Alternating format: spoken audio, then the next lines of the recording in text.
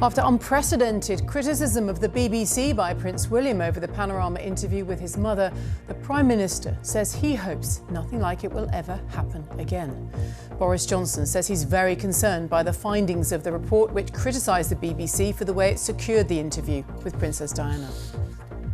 I can only imagine the feelings of the royal family, and I hope very much that the BBC will be taking every possible step to make sure that nothing like this ever happens again. Well, Scotland Yard has said it will now assess the contents of the inquiry's report after previously deciding against a criminal investigation. Prince Harry speaks about the trauma of the death of his mother and the support he says he and his wife needed when she was pregnant with their son and having suicidal thoughts. The thing that stopped her from seeing it through was how unfair it would be on me after everything that had happened to my mum, and to now be put in a position of losing another woman in my life with a baby inside of her, our baby. A ceasefire between Israel and the militant group Hamas has brought to an end 11 days of fighting. And here comes the sun. Spain welcomes tourists, but the EU delays any decision on opening up this summer. And coming up on the BBC News Channel, Leicester's Premier League winning captain Wes Morgan says he'll retire at the end of the season after more than 750 professional games.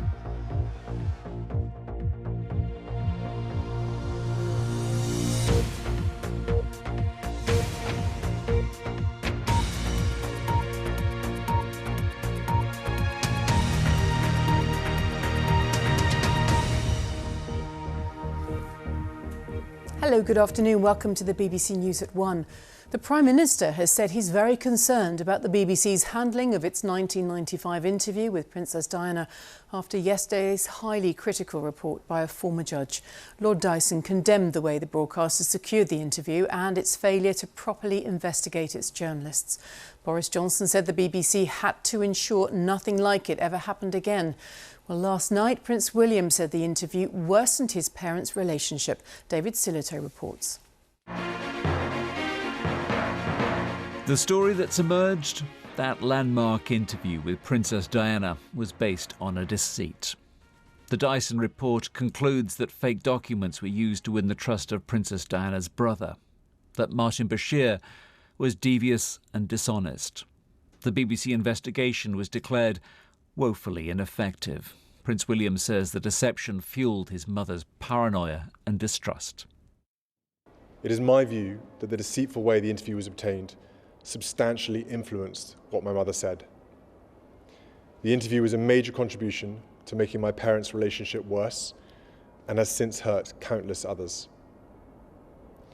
It brings indescribable sadness to know that the BBC's failures contributed significantly to her fear, paranoia and isolation that I remember from those final years with her. But what saddens me most is that if the BBC had properly investigated the complaints and concerns first raised in 1995, my mother would have known that she had been deceived. She was failed not just by a rogue reporter, but by leaders at the BBC who looked the other way rather than asking the tough questions. The investigation at the time was led by Tony Hall, who would go on to become Director General of the BBC. Its deficiencies have led to questions about oversight of the corporation. Well, I am obviously concerned by the findings of Lord Dyson's report. I'm very grateful to him for what he's done. I can only imagine the feelings of the royal family, and I hope very much that the BBC will be taking every possible step to make sure that nothing like this ever happens again. Well, I think the government has to, in the light of these serious findings, consider the matter very carefully and comprehensively indeed, because it wasn't just the decision of a reporter or a production team. There were decisions made much further up the chain about the conduct of these individuals that have now proved, according to Lord Dyson, to be unfounded and wrong. And therefore, government does have a responsibility to look very carefully to see whether the governance of the BBC does need reform in the light of these devastating findings. The BBC knew back in 1996 about the fake bank statements. Lord Dyson said the BBC knew Martin Bashir had lied when he said he'd not shown them to Earl Spencer.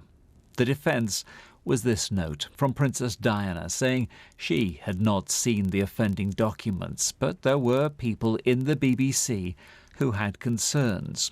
The problem, they say, was the corporation's culture. Very late 1995. I brought the documents to the attention of the BBC management, as I was asked to do by a BBC lawyer, and was told within 24 hours of doing that effectively I would no longer be part of the programme. I had been disloyal. That's what happened to whistleblowers at that time at the BBC. There's also the question of the impact of Martin Bashir's allegations on the people he implicated. The BBC has made an apology about what it says were lurid and untrue claims. Claims that Earl Spencer says undermined his sister's trust in the people around her. Well, the irony is that I met Martin Bashir on the 31st of August, 1995, because exactly 2 years later she died. And I do draw a line between the two events. The BBC has handed back the BAFTA, won by the programme, but Lord Dyson says the evidence suggests an interview would have taken place, come what may. The issue is the methods that were used to coax and persuade. In Prince Harry's statement, he says, "This is the first step towards justice and truth, yet what deeply concerns me is that practices like these, and even worse, are still widespread today. This is," he says, "bigger than one outlet, one network or one publication." David Sillito, BBC News. Well, let's speak to our royal correspondent Nicholas Witchell, who's here now. So much reflection, Nick, of the events of the past 25 years. Clearly still very raw, understandably, for Princess Diana's sons, Prince William, speaking in that unprecedented speech last night, criticising the BBC so strongly. I think really it was the intensity of William's statement as much as the precise words that he used that made it so devastating. And, you know, what we've seen over the past 24 hours, the Dyson report, the statements from William and Harry, Harry's latest comments on mental health in the Oprah Winfrey follow-up documentaries, it does remind us just of the extent of the trauma that those two men went through and really that has haunted them for the past 25 years. Now, Panorama was not the start of the disintegration of the marriage of their parents. Andrew Morton's book, published in June 1992, really perhaps was that point. They separated in December 1992. But the Panorama interview was perhaps the final straw, both for the couple and for the royal family. A month after its transmission, the Queen gave her permission for the couple to divorce, a divorce which came through the following year. And that, of course, was when William witnessed the sharp deterioration in the relationship between his parents, the increasing isolation that Diana felt, the paranoia to which he referred. And William was very upset when the interview was transmitted. He was at school at the time. He is believed to have met Martin Bashir several times after the interview, and he is believed to have become extremely suspicious of Bashir and to have advised his mother not to have anything more to do with him. So I think Dyson confirmed what William has all along felt and suspected for these 25 years and led to that devastating critique that he voiced last night of the BBC. Now, the BBC has just issued a further short statement in which they say, "We now have a thorough and industry-leading whistleblowing scheme which provides clear and independent routes to raise concerns and, if necessary, direct access for whistleblowers to a non-executive director on the BBC board." Clearly, much more to be said about this. All right, Nick, for now, though, thank you. Well, Prince Harry has described how he turned to drink and drugs as a way of dealing with the trauma of losing his mother. In a TV series he's made about mental health, the Prince said he would drink a week's worth of alcohol in a single night to cope with his feelings. Here's our royal correspondent, Sarah Campbell. Just a warning, her report does contain some flash photography. This is where Prince Harry said he was happiest, in the army, with no special treatment, wearing the same uniform as everybody else. It was carrying out royal duties that he now says caused him severe anxiety and panic attacks, To help him cope, he turned to drink. I was willing to drink, I was willing to take drugs, I was willing to try and do the things that made me feel less like I was feeling. But I slowly became aware that, okay, I wasn't drinking Monday to Friday, but I would probably drink a week's worth in one day on a Friday or a Saturday night. And I would find myself drinking not because I was enjoying it, but because I was trying to mask something. In perhaps an early warning sign of future problems, it emerged in 2002 that Prince Charles had sent a teenage Harry to meet staff and patients at a drugs rehabilitation centre after he admitted smoking cannabis at the Highgrove estate. Understandably, Harry attributes much of his pain to the very public loss of his mother when he was just shy of his 13th birthday. For me, the thing I remember the most was the sound of the horses' hooves going along the pavement. Along the Mall, the red brick road. By this point, both of us were in shock. It was like I was outside of my body and just walking along doing what was expected of me. Showing 1/10 of the emotion that everybody else was showing.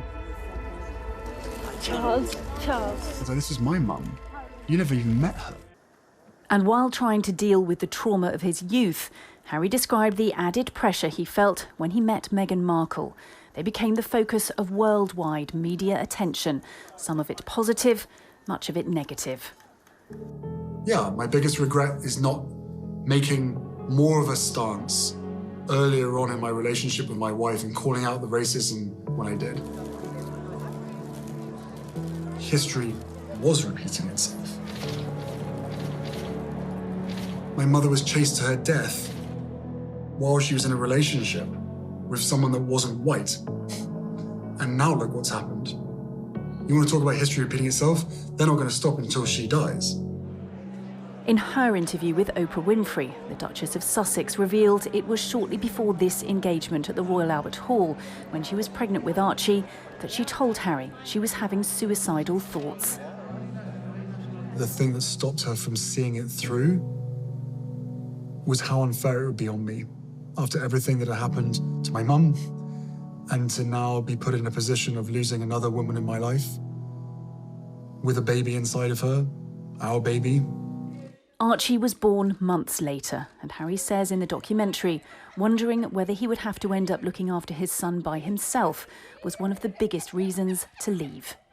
It has been a difficult few months for the royal family, who are also having to come to terms with Harry's determination to share his pain with the world. Again, they too have come in for criticism for what Harry sees as their failure to support him and his wife. I felt completely helpless. I thought my family would help, but every single ask, request, warning, whatever it is, just got met with total silence or total neglect. Now living in California with his family, after years of not talking about his grief and trauma, Harry firmly believes discussing his mental health battles publicly will help others. And let's pick up on that last point then with Sarah. That is the determination. I mean, it's incredibly moving to see the footage of that 12-year-old boy at that time, and he's spoken so openly. It's just difficult to see now, with the criticism that goes along with that in terms of the royal family, how his personal relationship with his family can now be healed.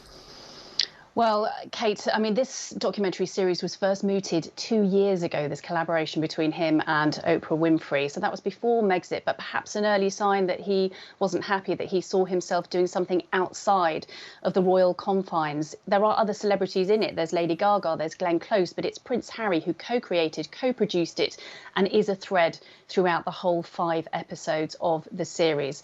Have we heard some of it before? Yes. But perhaps not in that detail, not in the detail about the level of trauma that he was still feeling as an adult following the death of his mother, the fact he was willing to turn to drink, willing to turn to drugs. More detail about the trauma he says he and Meghan experienced in their brief spell as working members of the royal family. And again, as difficult it might be to hear for the royal family, criticism again that they say when they turned to the royal family for help, they didn't get the help and the support that they need. This is his side of the story. It is unchallenged, as we have to say with regard to all of the interviews, the podcasts that he's done recently. But he's made clear now, he's made clear again and again that he feels that by talking about his mental health battles, he feels that he can help other people. And he's signed big deals with Netflix, with Spotify, with Apple TV. So clearly, at the moment at least, other people want to hear what he's got to say. OK, Sarah, thank you. Now, a ceasefire between Israel and the Palestinian militant group Hamas appears to be holding. 11 days of bombardment led to the death of more than 230 Palestinians, including 65 children and 12 people in Israel, 2 of them children. Experts warn it will also have a lasting impact on the mental health of youngsters. Our Middle East correspondent Yolande Nell has been hearing from children on both sides. Idan and Nadine.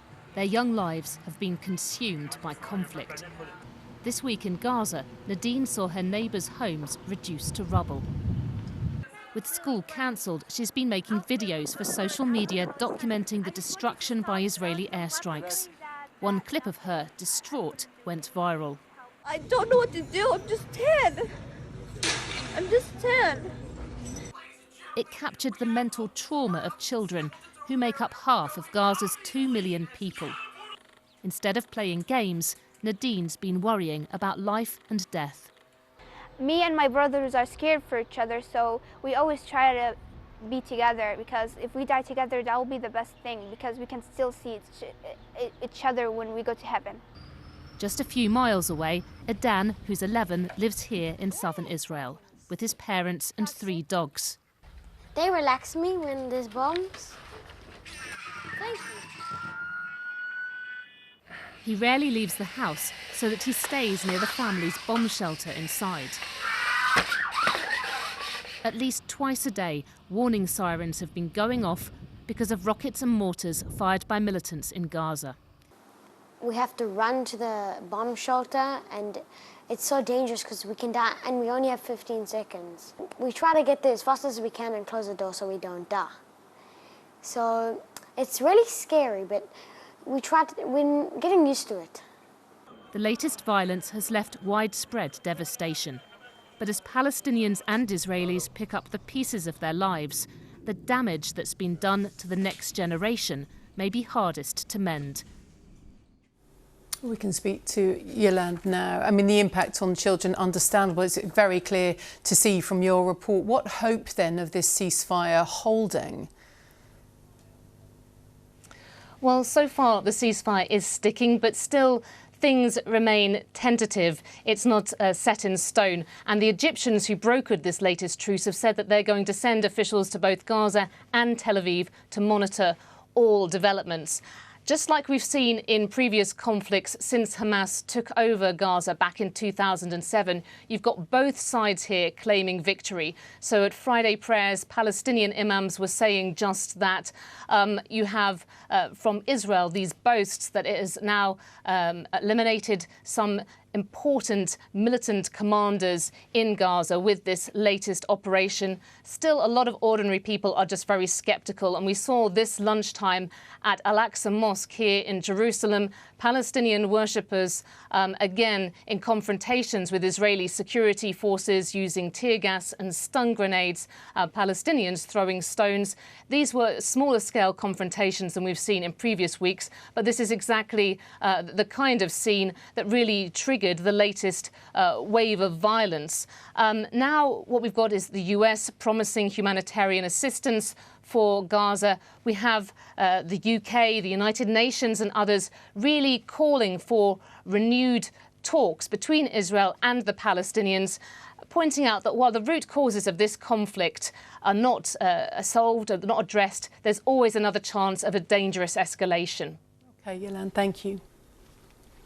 It's 19 minutes past 1 and our top story this lunchtime. The Prime Minister says he's very concerned about the BBC's handling of its 1995 interview with Princess Diana. Boris Johnson said the corporation's leadership had to ensure nothing like it ever happened again. I can only imagine the feelings of the royal family, and I hope very much that the BBC will be taking every possible step to make sure that nothing like this ever happens again. Coming up on the BBC News Channel, world number 3, Simona Halep is out of the French Open. The 2018 champion has torn her calf and won't recover in time to play at Roland Garros at the end of the month.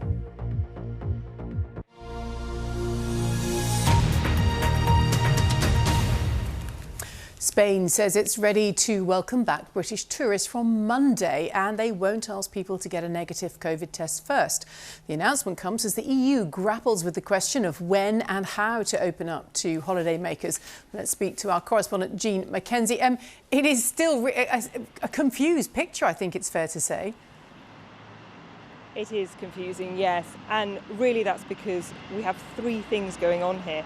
We have the rules of the EU as a whole, then we have different countries in Europe making up their own different rules, and of course we have the rules in the UK, and at the moment none of these things match up. We had been expecting today the EU to add more countries onto its green list, but they have delayed that decision for another couple of weeks because of concerns about the Indian variant. They want to see what happens to infections over the next couple of weeks. But the longer that this decision is delayed, the more we're seeing countries make their own rules, particularly the countries that rely on tourism, and UK tourists are deciding that they just can't wait any longer. So today we've had Spain saying it's going to welcome British tourists back from Monday without any restrictions, so no need to have been vaccinated and no need to even show a negative PCR. And Portugal, Greece and Italy have already decided to welcome British tourists back. But, as we've been saying, this is only one part of the puzzle because Portugal is still the only country on the UK's green list, meaning that people don't need to quarantine when they get back to the UK. So if you go to Spain, you do still need to quarantine. And as you can imagine, countries here are now desperate for the UK to expand its green list so that travellers can start taking advantage of some of these new rules. Jean, thank you. Well, in the past week, there's been a huge drive to vaccinate people in Bolton as coronavirus cases linked to the Indian variant continue to rise there. Health officials are targeting locals who are eligible for the jab but haven't come forward. Ed Thomas reports. COVID cases are surging, and in Bolton, this is the epicentre. One of the most deprived parts of the town. Places and people who've already suffered too much. That's me, Mum. This is our nana, my nan. Margaret was 78 when she died. This is why I hate COVID so much, because it's took their person I love the most, and it's proper hurt me. Because she had breathing difficulties, she lived a week. And once again the family's isolating. A suspected outbreak at the nursery. My anxiety has been building up, and I've got more anxious about speaking to people. We're still strong, we're still fighting. As cases spread, many fear a local lockdown. I feel trapped, yeah. I'm absolutely trapped in this house. Sharon has a heart condition and suffers with anxiety. I'm frightened of going out, me. And how long have you spent like this, shielding? I've been in here for months and months. It's like I've got a jail sentence and I've not done nothing. On average, the 5 areas with the highest levels of deprivation in Bolton had more than double the number of weekly COVID cases compared to the least deprived areas. Yeah, I've just had a text. Dear Jack, your first COVID-19 vaccination is now due. There's a race to vaccinate as many as possible. But I'm worried about what's in it, because people are having these jabs and then they're getting side effects of COVID.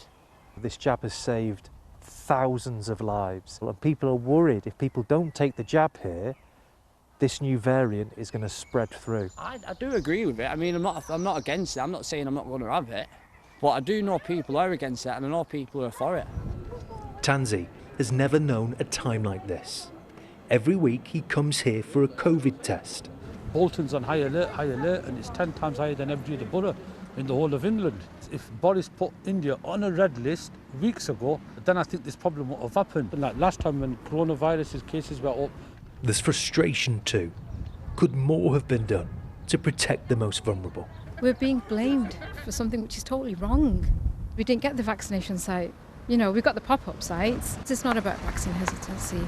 It's to do with deprivation now, the health inequalities, access, provision. But there is a push like never before 10,000 vaccinations in a week. Proud of being in the NHS and proud of being part of this. Because what happens here has consequences for all of us. Ed Thomas, BBC News, Bolton. In the past hour, Scotland's First Minister has announced the Glasgow area will stay in Level 3 restrictions for at least another week. Nicola Sturgeon said despite enhanced contact tracing, cases were still rising in Glasgow. Level 2 restrictions will remain in place in East Renfrewshire. A police investigation is underway after dozens of people set fire to vehicles and threw rocks through windows in Swansea last night. It's believed the trouble followed a vigil for a local resident who'd recently died. The Health Secretary is facing questions about compensation for victims of the contaminated blood scandal. Matt Hancock will give evidence at a public inquiry into what's been called the worst NHS treatment disaster. Well, our health editor, Hugh Pym, is at the inquiry in central London for us. And Hugh, the significance then of this afternoon's proceedings? Well, Kate, simply that this will be the first time a serving UK government cabinet minister has given evidence at this inquiry, which started 2 years ago. Ministers from the devolved governments have been appearing earlier this week. But Matt Hancock will speak on behalf of the UK government, and the significance there is that the events in this very tragic scandal go right back to the 1970s and 80s, before devolution. So ultimately it will be the UK government that has to face up to the consequences of this inquiry. The saga which saw tens of thousands infected after their treatment with contaminated blood products. They were infected with HIV and hepatitis C, and it's thought 3,000 have died. Now, victims and their families have been receiving financial assistance, but they say what's crucial is compensation. That is compensating for loss of earnings, a life brought short, all the consequences of being treated with these contaminated blood products. And it's only very recently that the government has acknowledged that compensation will have to be paid out, and some sort of net framework will have to be established to ensure that that is ready to go when the inquiry reports its findings next year. But what families and campaigners want to hear from Matt Hancock this afternoon is a commitment to that compensation, which one minister, Penny Mordaunt, who's in charge of the government's response to this, has already said will have to be paid out. That's inevitable and will be profound. But the significance of Matt Hancock's appearance is what will he say on this issue of compensation, as well as the levels of financial assistance currently available, which differ in different parts of the UK. All right, Hugh, thank you. Now, when retail shoppers splashed out last month as non-essential retail finally reopened after the lockdown. That's according to new data on the high street from the Office for National Statistics. Our business correspondent Emma Simpson joins us. How much money was spent then in that period, Emma? I think we did some pretty serious retail therapy last month. And of course, it's no surprise, is it, given after months of lockdown, when those non-essential shops started to reopen, people hit the high street. And now we have some official data which shows that total retail sales were up just over 9% month on month. Now that was double what was expected. And it was clothing which saw the strongest sales growth, up by nearly 70% compared with March. Now, that is good news for those hard-pressed fashion retailers on the high street. But of course, I think what happened there is people were stocking up on new outfits, updating their wardrobe as we got ready to go out and meet friends and family again. Now, in terms of where we are right now, it shows that total retail sales are now around 10% higher compared to February last year, just before the pandemic struck. So clearly there is pent-up demand. And of course, remember that a lot of households, especially better off ones, compared to since the first lockdown, they've saved a lot of money. They were working from home, they weren't going on foreign holidays as much, and clearly some of that money is now being spent. So hopefully adding to the signs that we're going to have a decent economic recovery. Okay, thank you. The cost of single-use plastic bags in England has gone up. From today, shoppers will have to pay 10 pence per bag, double what it used to be. All stores, including smaller shops, will have to apply the charge.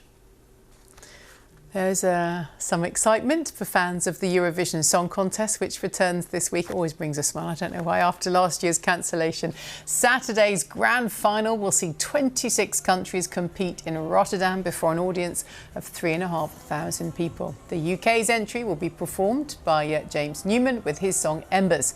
And you can watch full coverage on BBC One tomorrow night, and it all starts at 8 o'clock. Wear your best outfits then, Emma, for that you bought. Right, time for a look at the weather. Here's Helen Willits. Kate, you need your autumn wardrobe at the moment out rather than your late spring one, don't you? It's cool, it's wet, and given the tightly packed isobars here, it's unseasonably windy at the moment. We've had gusts close to 90 miles an hour. Granted at the Needles on the Isle of Wight, but many other exposed areas such as the Llŷn Peninsula in Wales have been close to 70 miles an hour, and inland 50 miles an hour. That's unusual. That's a land gale, particularly unusual for late May. We've also had a lot of wet weather. So since the rainfall event started at Capel Curig in North Wales and Snowdonia, we've had 90 millimetres, close to 4 inches. Its monthly average about 130. And very little changes throughout the rest of the day. It is slightly drier than yesterday for Western Scotland and Northern Ireland, but a cold wind coming on shore in eastern Scotland with that persistent rain. Strong and gusty winds continuing in southern areas, so branches down most certainly with those trees in full leaf, and just 12 to 14 well below what we'd expect at this time of year. And overnight, that northerly wind sets in more widely. Things start to dry up a little in the northwest, so we could expect a frost, potentially for some of the glens of Scotland. But for many, we keep a lot of cloud, wind and rain still as we approach the first part of our weekend. So still a lot of cloud for England and Wales as we start Saturday, but it's a brightening process, a drying up process as well, and becomes less windy. However, it looks as if we could see more rain, still more May rain to come on Sunday. Still those strong winds as well, just blowing for eastern counties of England and Scotland, eventually blowing the rains out the way, blowing in more sunshine. But given the strength of the May sunshine at this time of year, as we saw last week, there'll be a scattering of sharp showers, not for all. And only 12 to 14 despite that strong May sunshine. That's because the wind is once again bringing air down from the Arctic. But it gets cut off quite quickly Saturday night with a ridge of high pressure and more widespread ground frost before more rain arrives on Sunday. So a dryish, brightish start in eastern areas, but a chilly one. Hanging on to that drier weather for northeast Scotland, perhaps eastern England, but a wet morning for Northern Ireland. Showers to follow.